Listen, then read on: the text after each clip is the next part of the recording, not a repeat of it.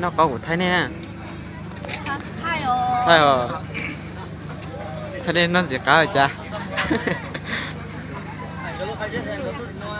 Đây, chỉ dọc cái gì? Cô cái pan này có lần gì ấy? nó rồi rồi bây giờ lại có ok nhé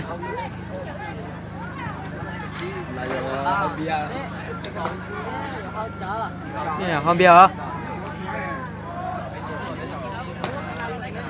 Tao muốn có đã chinh rồi chứ, tao lúc còn nên trên này nó bây giờ đó. này chỗ này lâu á lâu nít như là tụi mày có tôi không coi à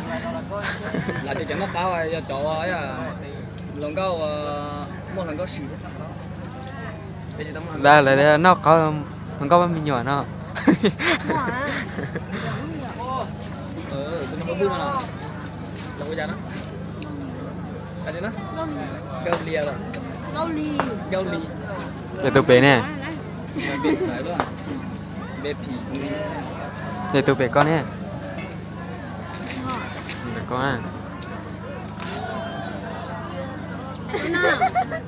à hai tôi này nó luôn tao mà à wow chà chính xác xuyên